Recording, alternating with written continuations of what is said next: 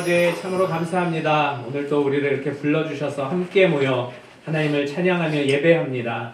이 예배 가운데 하나님의 임재하심이 충만히 내려줄 줄 믿사오니 하나님 이 시간을 통해서 하나님의 임재하심을 체험하는 우리 모든 성도들 다 될 수 있도록 주님 도우시고 인도하여 주시옵소서. 하나님 아버지 특별히 주님 앞에 나올 때에 우리 겸손한 마음으로 나가길 원합니다.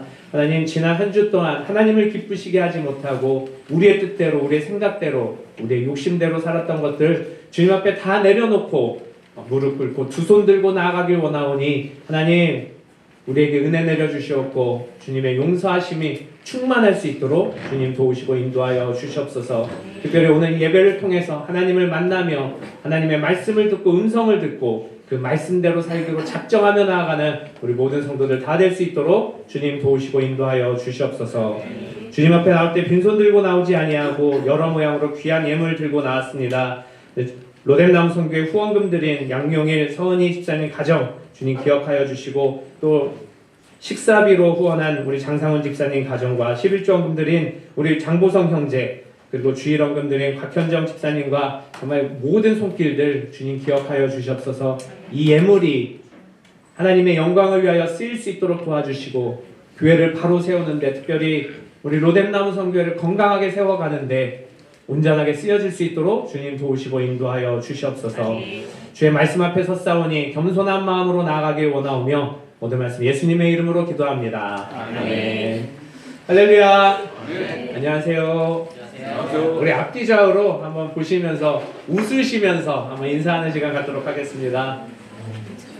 네, 우리 좀 크게 반갑게 인사하시면서 제 뒤에서 이렇게 다윗처럼 춤을 추면서 찬양하는데 이 뒤통수가 다 이렇게 웃는 얼굴이었으면 좋겠다라고 생각을 했습니다. 찬양팀은 아마 보셨겠죠. 근데 몇몇 분들은 이렇게 진짜 기뻐, 원래 다 기뻐하시잖아요. 근데 이렇게 표정으로 잘 안 나타나시는 분들도 계신 것 같아요. 한국 사람 특징이잖아요. 그죠? 다시 한번 환하게 웃으시면서 앞뒤 좌우로 다시 한번 인사하도록 하겠습니다.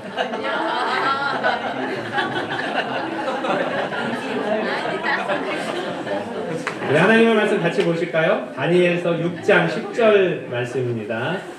다니엘서 6장 10절부터 28절인데요. 오늘 조금 길어서 교독하도록 하겠습니다. 다니엘서 6장 10절부터 28절 말씀입니다.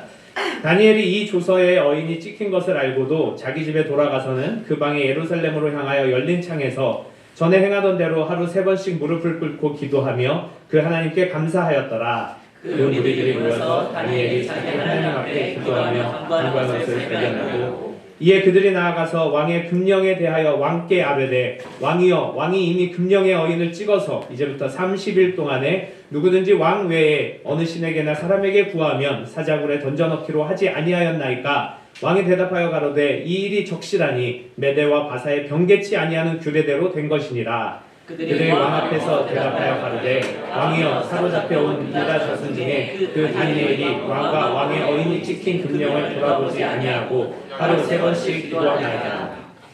왕이 이 말을 듣고 그로 인하여 심히 근심하여 다니엘을 구원하려고 마음을 쓰며 그를 건져내려고 힘을 다하여 해가 질 때까지 이르매 그 무리들이 또 모여 왕에게로 나와서 왕께 말씀하되 왕이여 메대와 바사의 규례를 아시거니와 왕의 세우신 금령과 법도는 경계하지 못할 것입니다.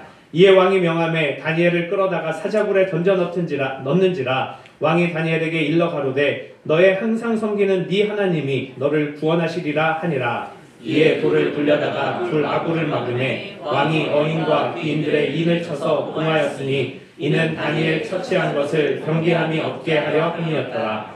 왕이 궁에 돌아가서는 밤이 맞도록 금식하고 그 앞에 기약을 그치고 침수를 패하니라. 이튿날에 왕이 새벽에 일어나 급히 사자굴로 가서 다니엘의 든 굴에 가까이 이르러는 슬피 소리질러 다니엘에게 물어 가로되 사시는 하나님의 종 다니엘아 너의 항상 섬기는 네 하나님이 사자에게서 너를 구원하시기에 능하셨느냐. 다니엘이 왕에게 구하되 왕이여 원컨대 왕은 만세수를 하옵소서. 나의 하나님이 이미 그 천사를 보내어 사자들의 입을 봉하였으므로 사자들이 나를 상해치 아니하였사오니 이는 나의 무죄함이 그 앞에 명백함이오며 또 왕이여 나는 왕의 앞에도 해를 끼치지 아니하였나이다. 왕이 심히 기뻐서 명하여 다니엘을 굴에서 올리라 하매 그들이 다니엘을 굴에서 올린즉 그 몸이 조금도 상하지 아니하였으니 이는 그가 자기 하나님을 의뢰함이었더라. 왕이 명을 내려 다니엘을 참소한 사람들을 끌어오게 하고 그들을 그 처자들과 함께 사자굴에 던져 넣게 하였더니 그들이 불 밑에 닿기 전에 사자가 곧 그들을 움켜서 그 뼈까지도 부서뜨렸더라. 이에 다리오 왕이 온 땅에 있는 모든 백성과 나라들과 각 방언하는 자들에게 조서를 내려 가는데 원컨대 많은 평강이 너에게 있을지어다. 내가 이제 조서를 내리노라. 내 나라 관할 아래 있는 사람들은 다 다니엘의 하나님 앞에서 떨며 두려워할지니 그는 사시는 하나님이시요 영원히 변치 않으실 자시며 그 나라는 망하지 아니할 것이요 그 권세는 무궁할 것이며 그는 구원도 하시며 건져내기도 하시며 하늘에서든지 땅에서든지 이적과 기사를 행하시는 자로서 다니엘을 구원하여 사자의 입에서 벗어나게 하였습니다 하였더라. 함께 읽겠습니다. 이 다니엘이 다리오 왕의 시대와 바사 사람 고레스 왕의 시대에 형통하였더라. 아멘. 제가 차 마시는 거를 좋아하거든요. 차 마시는 걸 좋아하는 걸 아는 한 거래처 사장님이 왜 도자기 닭이 세트 있잖아요. 닭이 세트를 이렇게 보내오셨더라고요. 차를 우리는 그 주전자하고 이제 찻잔하고 뭐 수구라는 게 있더라고요. 그래서 차가 우려 나오면 이제 뭐 수구와 닭이 세트를 이용해서 찻잔을 이용해서 이렇게 마시면 되는데 아시겠지만 찻잔이 너무 작아요.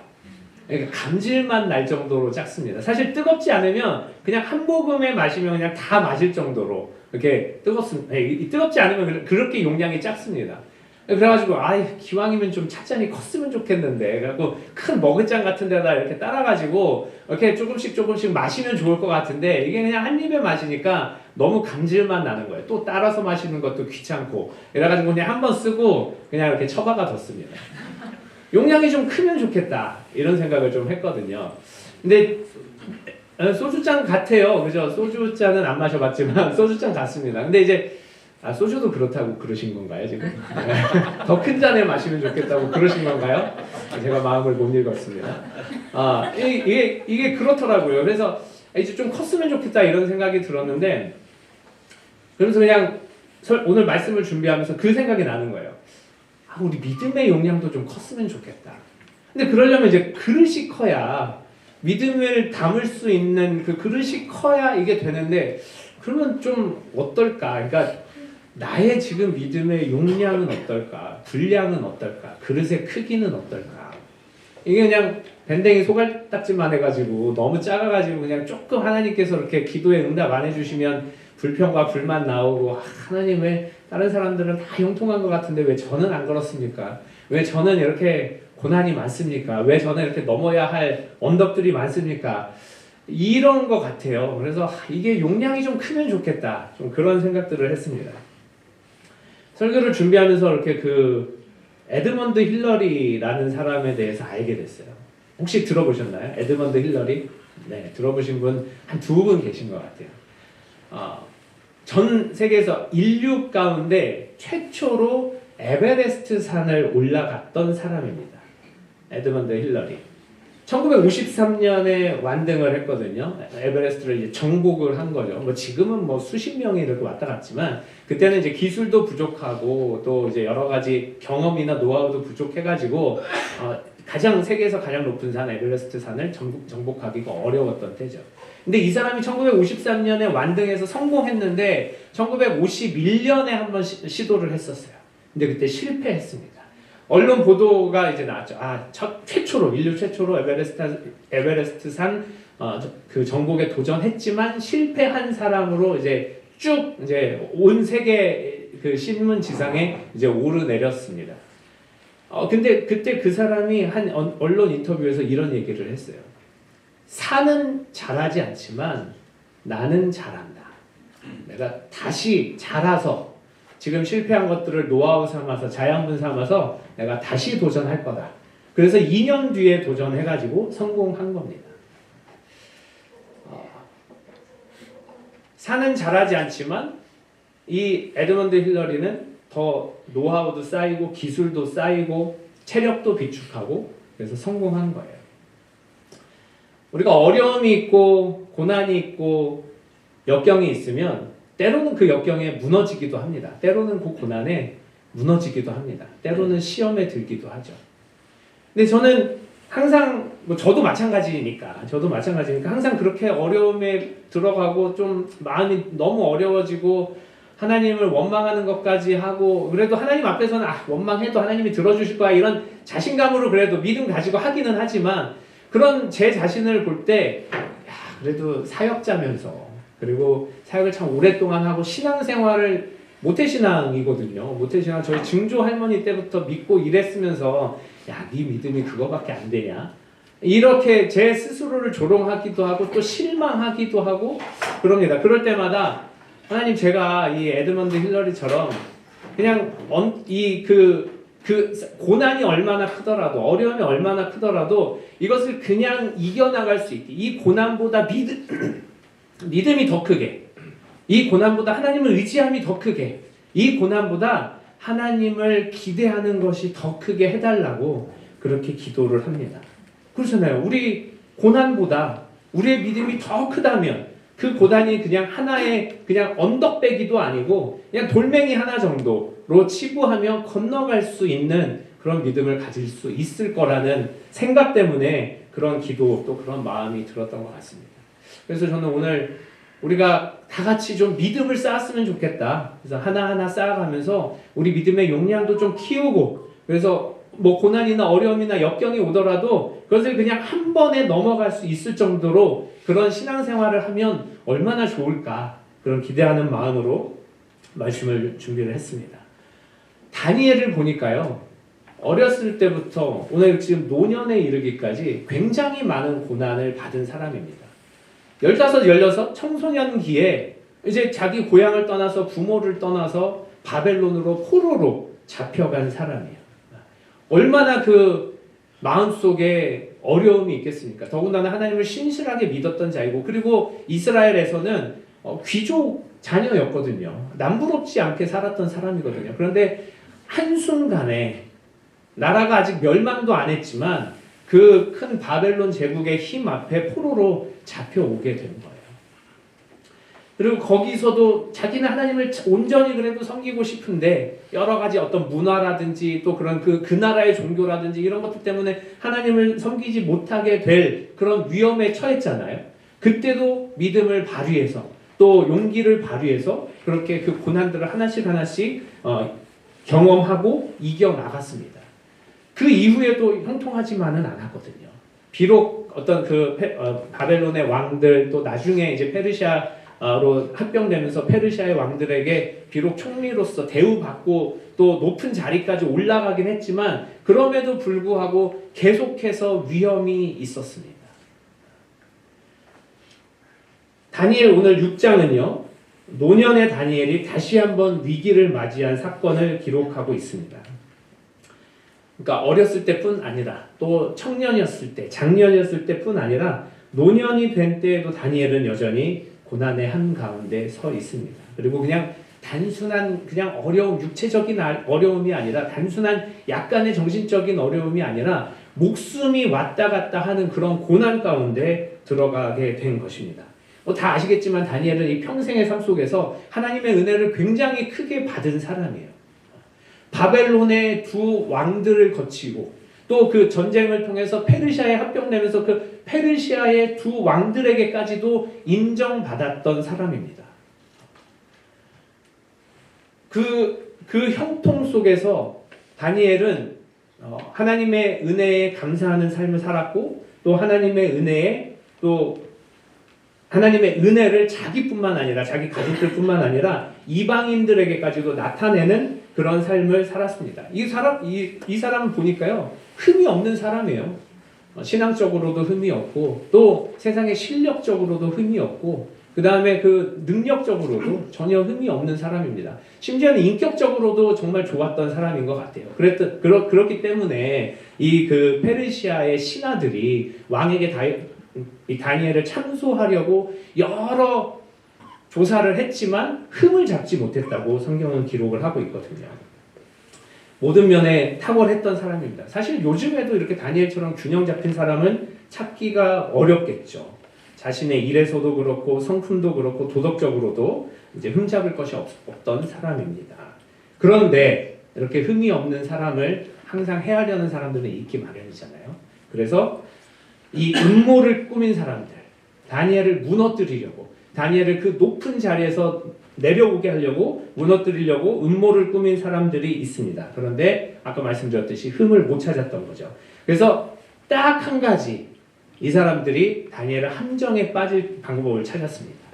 그래서 다 아시는 것처럼 왕에게 가가지고 왕이시여 지금부터 30일 동안 왕의 규례를 하나 내려주시는데 오직 왕권을 강화해야 되니까 사람에게나 다른 신에게나 도움을 구하거나 기도를 하거나 이런 것들이 있으면 그 사람을 사자굴에 쳐넣는 규례를 만들어서 왕의 왕권을 세워주십시오.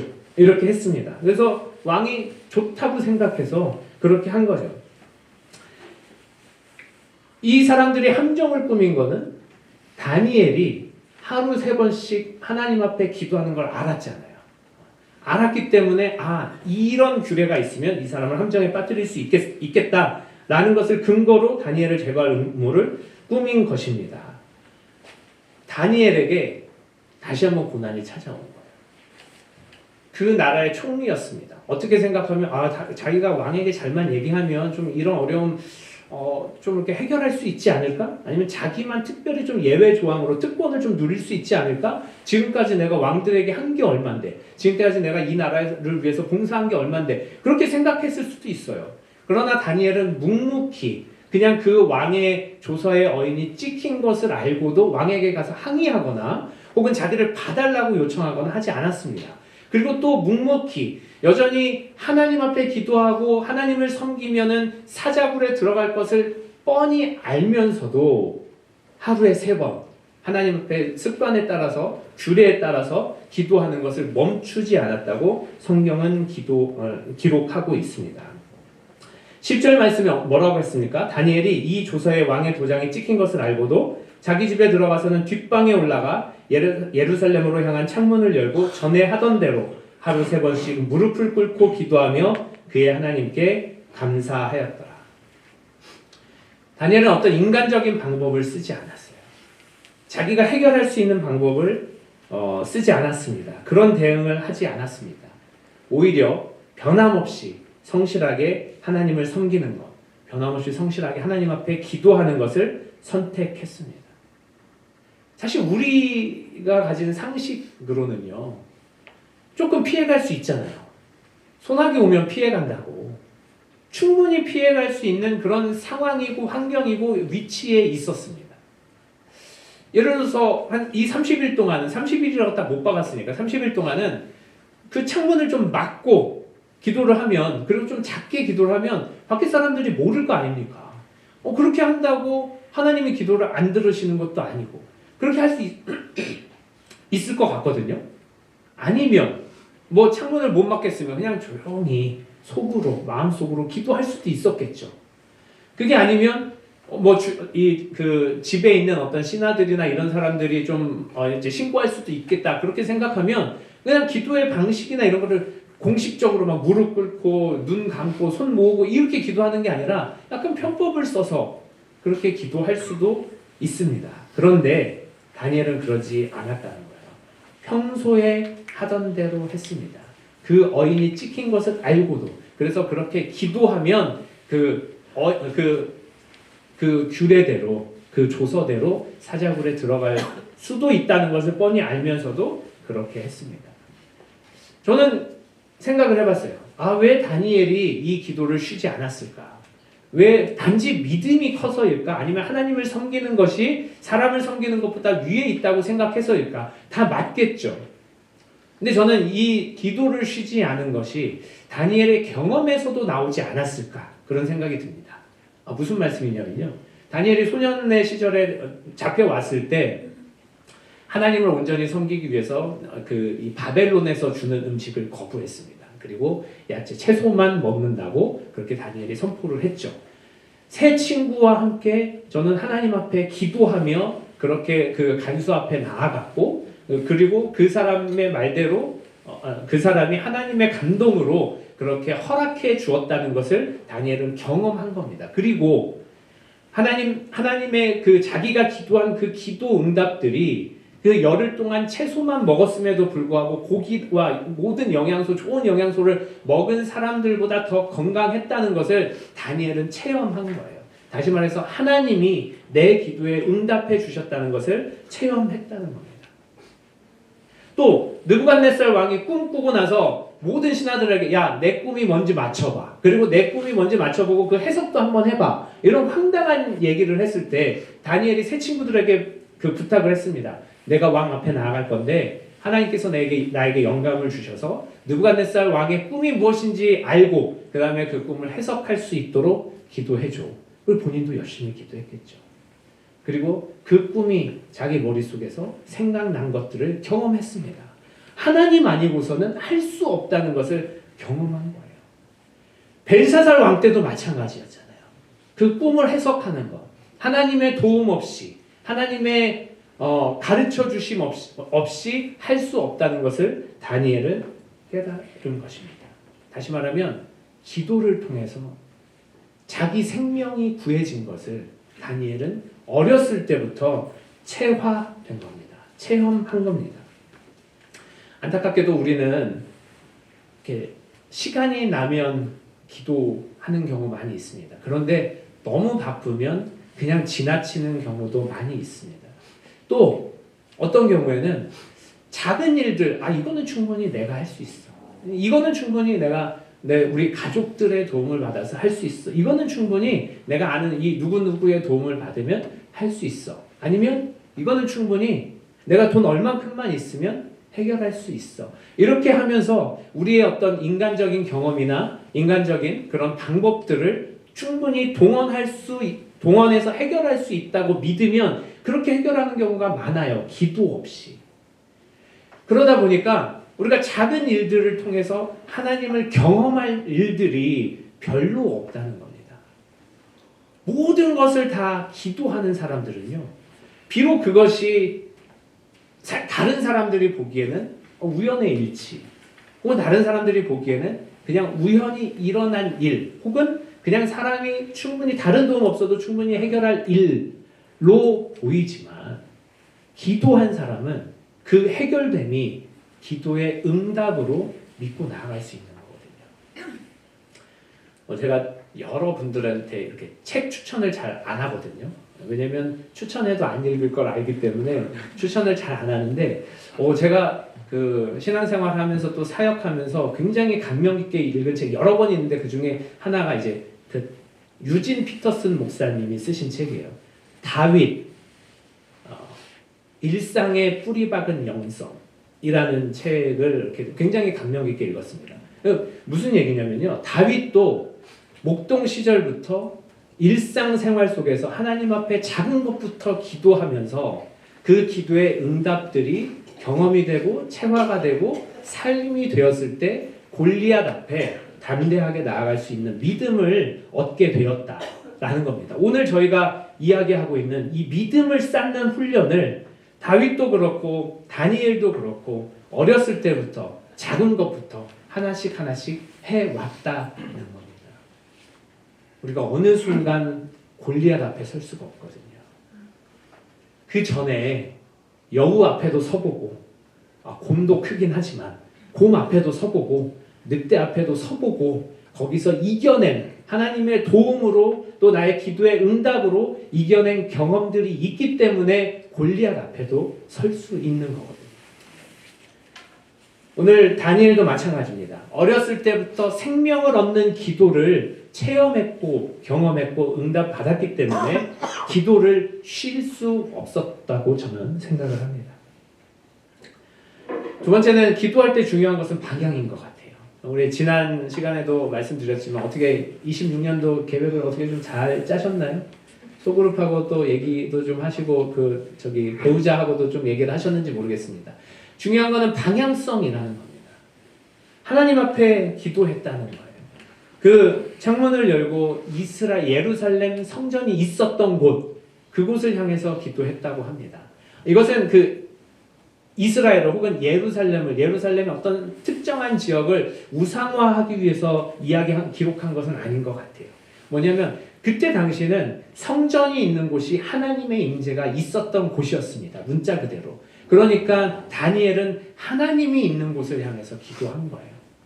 우리의 기도의 방향입니다. 우리 당연히 하나님 앞에 기도하죠. 근데 이것은 또 한 가지 의미를 내포하고 있다고 생각을 하는데 뭐냐면 하나님의 뜻에 맞는 기도를 해라 라는 게 이 말씀에 숨겨진 하나님의 하나의 성경의 의도가 아닌가 그런 생각이 듭니다. 하나님이 계신 곳으로 기도를 하는 것이 하나님과 소통하는 것, 하나님의 뜻을 헤아리는 것, 하나님의 말씀을 구하는 것, 그런 것 같아요. 그래서 다니엘은 하나님을 향해서 기도를 드린 것입니다. 그 시선이 자기 시선, 자기의 생각, 인간적인 것으로 바라보는 것, 인간적인 것으로 어떤 해결할 수 있는 방법을 모색하는 것, 그게 아니라 정말 겸손하게 하나님 앞에 다 내려놓고 하나님의 방법이 무엇인지 구했다는 거죠. 하나님의 뜻이 어디에 있는지 구했다는 거죠.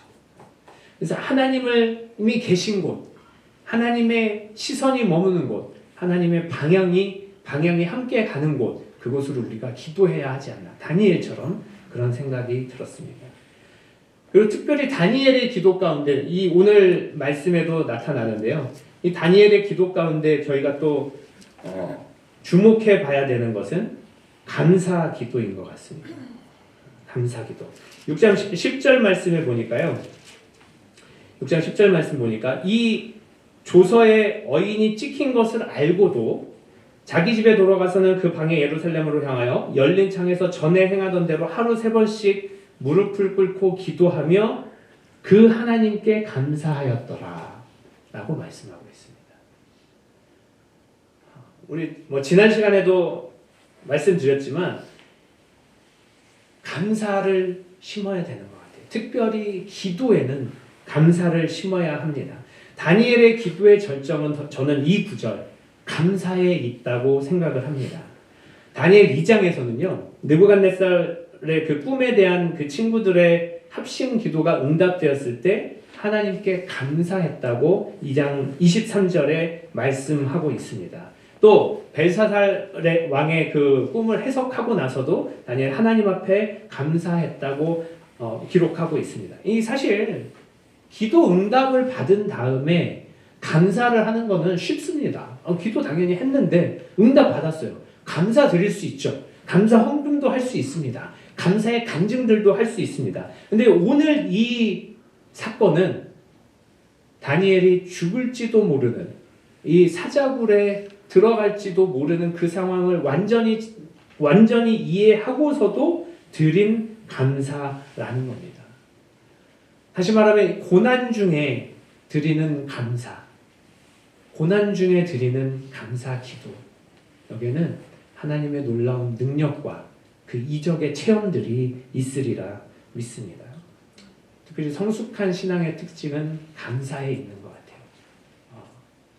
저도 지난주, 이번 주 말씀을 준비하면서 특히 이 부분을 준비하면서 많이 회개를 했습니다. 교회에 대한 불평이 많구나. 교회에 대한 불만이 많구나. 그렇게 많이 느낀 것 같아요. 그러면서 항상 뭐랄까요? 내가 입으로 감사의 이야기들을 해야겠다. 불평과 어제까지도 그렇긴 했지만 매번 후회하는 것 같아요. 그렇게 하고 나서 운전하거나 집에 오거나 기도하거나 할 때 매번 후회하는 것 같습니다. 이게 또 뭐랄까요? 그런 얘기들을 해야 좀 발전되지 않을까?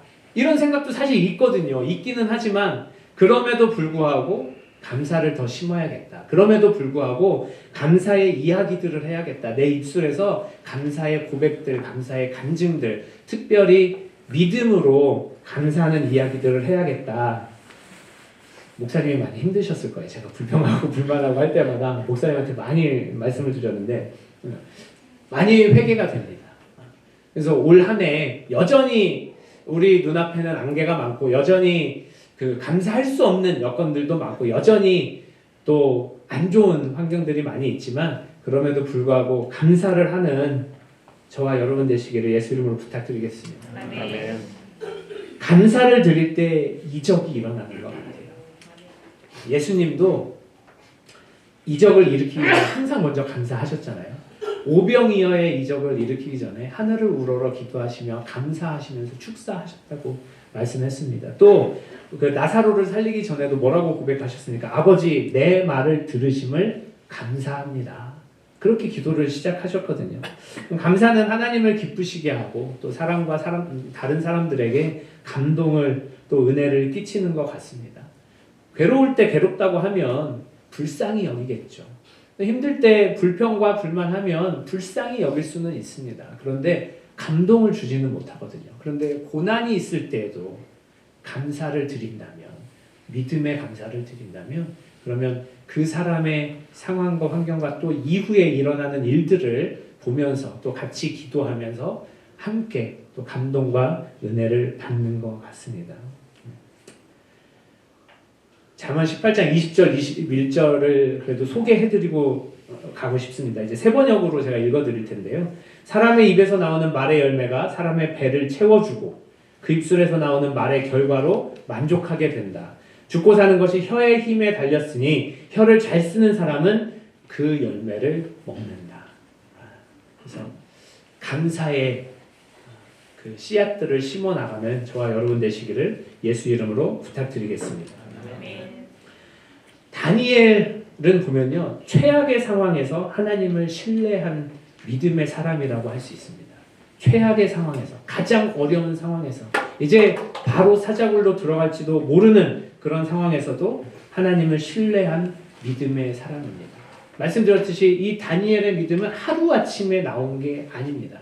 우리 어린아이들이 이런 얘기를 합니다. 그냥 어린아이들이 뭐 복권 얘기하고 로또 얘기하고 혹은 그냥 한순간에 성공하는 것 혹은 일확천금을 노리는 것, 그런 아이들도 있잖아요. 그런 아이들 볼 때 참 안타까워요. 그런 아이들 볼 때 항상 그렇게 이야기합니다. 집은 하루아침에 세워지지 않는다. 벽돌을 하나씩 쌓아가야 결국에 집이 완성이 되는 것처럼 우리 또한 우리 믿음의 분량이 아까 말씀드린 것처럼 하루아침에 골리앗 앞에 설 수가 없는 겁니다. 하루아침에 사자굴 속에 들어갈 수가 없는 겁니다. 하나하나 일상 속에서 삶 속에서 쌓아갈 때 그때 우리의 믿음이 크게 되고 우리의 그릇이 크게 되고 그 믿음으로 말미암아 높은 고난도 깊은 고난도 한 발자국에 한 걸음에 나아갈 수 있는 것입니다. 다니엘의 믿음은 이렇게 어렸을 때부터의 기도와 그 기도의 응답과 또 하나님의 말씀과 이 속에서 온 것 같아요. 이 말씀과 기도의 사람, 특별히 믿음의 분량이 큰 사람들이 역사의 격변기를 이겨낼 수 있는 것 같습니다. 뭐 역사의 격변기라는 거창한 얘기를 했지만 사실은 저는 우리 교회 전체로 볼 때 이 개혁의 걸음이 격변기라고 생각을 합니다. 앞으로 우리 앞에 어떤 일이 있을지 혹은 어떤 일이 벌어질지 모르겠습니다. 그러나 우리가 충분히 믿음의 분량이 크다면, 우리의 믿음의 그릇이 크다면, 그리고 그 그릇이 정말 하나님을 향한 믿음으로, 온전한 믿음으로 가득 채워져 있다면 충분히 이 격변기를 이겨낼 수 있을 거라고 생각합니다. 또 하나는 광고보다 먼저 말씀드리지만 2월 8일부터 이제 우리 또 가족실과 또 우리 로덴 바깥에 있는 청장년부 영혼들과 함께 전체 모임과 소그룹을 합니다. 이게 사실 로뎀 앞에서는 격변기일 수 있거든요. 우리의 지금 소그룹이 단단했던 소그룹이 어쩌면 약간은 흩어져서 다른 사람들하고 같이 또 공동체성을 만들어가고 해야 될 수 있습니다. 또 다른 분들, 우리랑 익숙하지 않은 분들하고 함께 또 모임을 세워나가야 될 수도 있어요. 격변기일 수 있습니다. 우리 로뎀에도 격변기고 우리 한 사람 한 사람에게도 격변기일 수 있습니다. 이때 우리는 기도의 응답으로 또 하나님의 말씀을 신뢰함으로 특별히 이 믿음을 하나씩 쌓아가면서 이겨나갔으면 좋겠습니다. 그리고 보다 아름다운 모습으로 만들어갔으면 좋겠습니다. 보다 아름다운 공동체, 정말 하나님이 기뻐하시는 건강한 공동체로, 그리고 또 우리 서로 정말 사랑이 넘치고 또 서로 믿음의 간증들이 넘치는 그런 공동체로 세워나갔으면 좋겠습니다. 기도의 응답 없이는 할 수 없는 것 같습니다. 다시 말하면 기도 없이는 할 수 없는 것 같습니다. 우리 1월과 2월, 우리가 2026년을 새롭게 시작하면서 항상 그 계획 속에 말씀과 기도의 계획들이 있을 줄 압니다. 특별히 이런 믿음의 응답을 바라보고 또 기도의 하나씩 응답을 바라보고 우리의 믿음이 벽돌처럼 쌓여가는 올 한 해가 되기를 예수 이름으로 부탁드리겠습니다. 이 시간 같이 기도하겠습니다. 이 시간 기도할 때 하나님, 제가 작은 것에도 기도하게 하여 주십시오. 하나님, 내가 정말 하나님의 말 음성을 신실하게 정말 기대하며 나아갈 수 있도록 도와주시고 기도의 응답들을 보면서 나아갈 수 있도록 도와주십시오. 그래서 올 한 해 우리가 믿음의 벽돌들 하나씩 쌓아가며 믿음의 분량들을 크게 해나갈 수 있도록 도와달라고 우리 한 목소리로 기도하시겠습니다. 하나님 아버지 감사합니다. 하나님 아버지, 정말 우리의 믿음이 어느 순간 큰 것 같아도 또 고난 앞에서는 너무나도 한없이 작아지고 초라해지는 적이 너무나도 많이 있습니다. 하나님, 올 한 해 특별히 1월과 2월을 지나면서 우리가 우리의 마음 가운데 우리의 삶 가운데 하나님 정말 작정하며 다짐하며 나아갈 수 있도록 도와주셨소서. 믿음의 기도를 쌓아가기로 다짐할 수 있도록 도와주시고 이 믿음을 하나씩 쌓아가기로 다짐하며 결심하며 나아갈 수 있도록 도와주셨소서. 그리하여 올 한 해 어떤 모양의 고난이, 어떤 모양의 어려움이 우리 가운데 온다 할지라도 하나님 한 걸음에 넘어갈 수 있는 믿음의 분량이 될 수 있도록 도와주시고 하나님 그 고난의 위기 속심해지고 그 고난에 넘어지고 그 고난에 무너지지 않도록 도와주시고 하나님 그 믿음으로 우리가 나아갈 수 있도록 주님 도우시고 인도하여 주옵소서. 그 믿음들이 하나씩 쌓여갈 수 있도록 도와주시고 특별히 우리 오늘 나라에 준비하신 성도들 우리 모든 성도들 주님 기억하여 주셔서 이 믿음이 더욱더 성장해져가는 올 한 해 될 수 있도록 주님 도우시고 인도하여 주옵소서.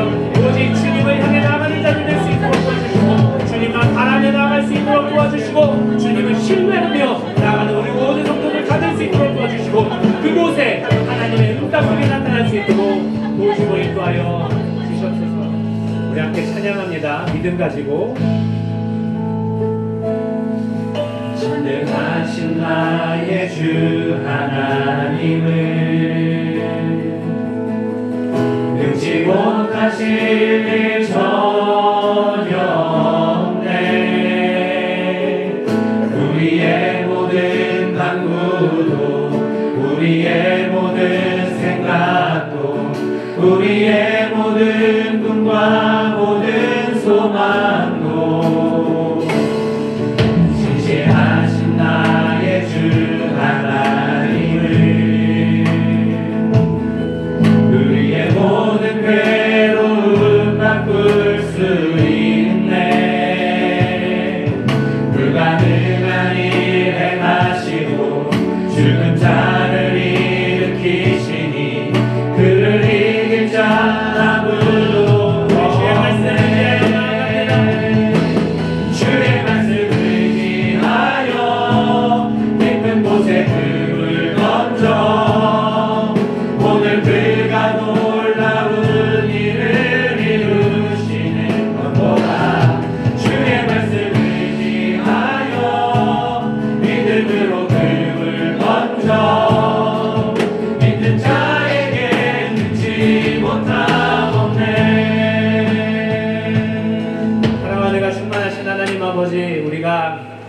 신앙생활하면서 우리 그리스도에게, 우리 하나님에게 능치 못할 일이 없음을 믿고 나아갑니다. 그러나 때로는 우리의 삶 속에서는 그것을 의심할 때도 많고 때로는 온전히 믿지 못할 때도 많이 있는 것 같습니다. 하나님, 오늘 말씀 앞에 섰사오니 다니엘이 하나님 앞에 정말 진실하고 성실하게 선 것처럼 우리 또한 하나님 앞에 성실하게 서는 자들 될 수 있도록 도와주시옵소서. 작은 것에도 기도하며 하나님의 일하심을 기대하며 하나님의 응답을 받는 자들 될 수 있도록 도와주시고 그렇게 또 하나님 앞에 응답받았을 때 감사하며 또 간증이 넘치는 그런 귀한 삶 살아갈 수 있도록 주님 도우시고 인도하여 주시옵소서. 삶의 모든 일 가운데 정말 전능하신 하나님을 의지하며 기도하며 나아가는 자들 될 수 있도록 도와주시고 그 기도의 응답들이 우리의 삶에 쌓여서 우리의 믿음이 점점 더 성장해가는 올 한 해 될 수 있도록 주님 도우시고 인도하여 주시옵소서. 아멘. 하나님 아버지, 이번 한 주도 믿음을 키워가는 우리 모든 성도들 되기를 원하오며 예수님의 이름으로 기도합니다. 아멘. 이제는 우리 주 예수 그리스도의 크신 은혜와 성부 아버지의 크신 사랑과 성령의 인도하심이 일상 속에서 믿음을 하나하나 쌓아가는 모든 믿음의 권속들에게 영원토록 함께 있을지어다. 아멘.